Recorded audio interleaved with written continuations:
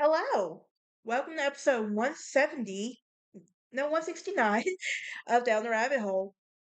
Now, good news is we will, episodes 169 and 171 will be in Georgia.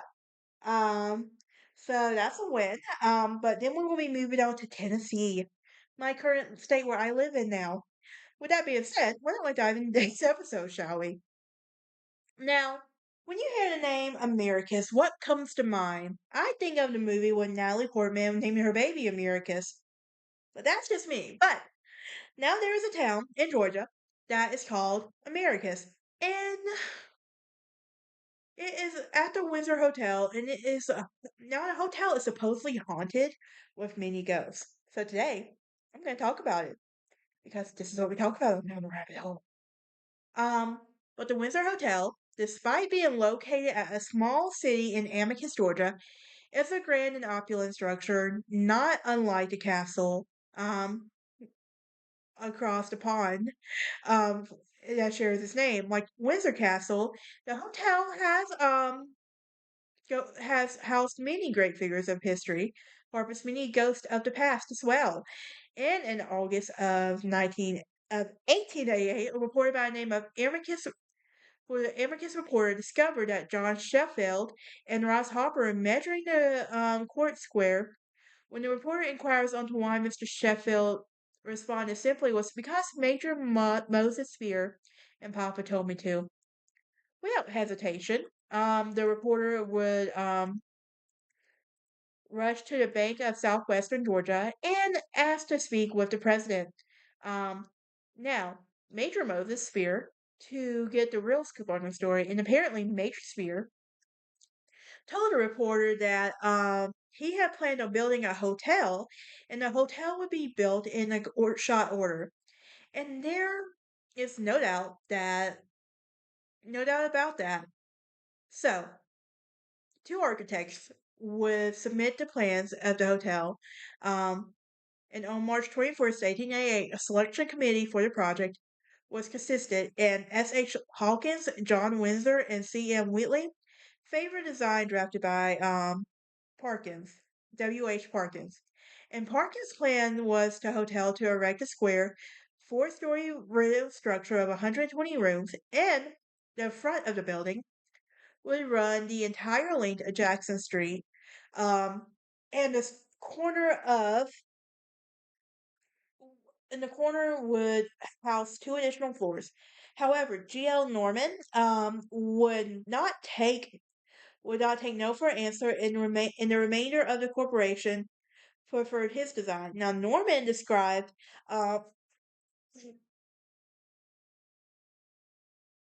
there you go. There you go.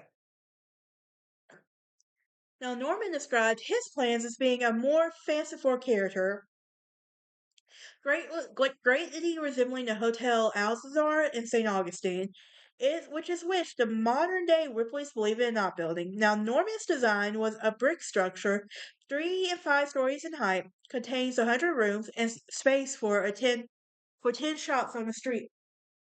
10 shops on the street level. Now, we'll get comfortable eventually. I promise. Um, on April 17th, the committee chose Norman's proposal with an estimated budget of about $80,000. And construction would begin in September 1890, was completed in June 16th, 1892. Now, the lavish hotel would go on to house famous guests such as President William Jennings Bryan, FDR, and Jimmy Carter. I don't remember William James Bryan. I'm a history nut, and I'm saying. But anyway, the hotel is the epitome of a Victorian architecture, and the Windsor spans the entire C block, complete with tower, turret, and balconies in a open 3-story atrium. Now, the Windsor's outlook was um Windsor's outlook. I okay.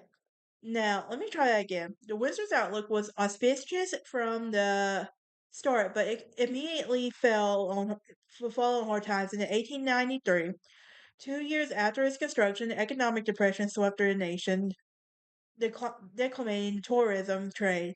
Now, the hotel's only reason for being, by the turn of the century, the Windsor filed for bankruptcy and was sold to Charles A. Fricker, a jeweler, for $40,000, a mere fraction of what the building was worth. Now, in September of 1910, the hotel was um, completely renovated, installing electric lights, telephone, steam lights, and now elevators as the lights being the genesis of the hotel ghost. So, who doesn't love a good ghost story, right? Now there was a maid, Emily May, and her daughter Abigail, who lived at the hotel in the servants' quarter. Emily May served as the head housekeeper, but in order to support her child, she wasn't a stranger to offering extra services to the gentlemen to the hotel. However, Emily May had a jealous lover who did not appreciate the work she did to supplement her income. One day, while working on the third floor hallway, Emily's lover angrily confronted her. Apparently, jealous about conducting sex work, things got heated, voices were raised. Little Abigail heard the commotion and rushed to her mother's side. At first, cowering behind her, but then holding her hand in the show to defiance to support. Her and her mom would no longer tolerate the abuse from this man. He would go on to say, "You wretch," and the man would bellow as he shoved Emily backwards onto the elevator. However, what he didn't notice, or perhaps he did, was that the elevator doors were open, but the lift had not stopped on the third floor. Emily and Abigail tumbled in their hands in a completely empty elevator shaft, landing in a mangled heap of the ground floor with their hands in a lock.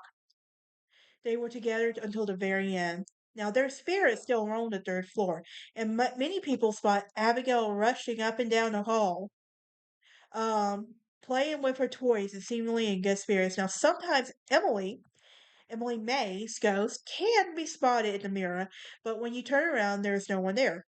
Just you and an icy chill down your spine. Alas, Emily May and Abigail's accident wasn't the only one at the hotel. As a young and beautiful bride made her way down to her private bridal suite in the staircase to wed her beloved. Now she would trip on her gown, fall down the staircase, break her neck, and now her spirit now roams the hotel, and her gown was transformed from white to black as she mourns the merry life she never had. That sounds like some Rosalie type stuff, if I'm being honest.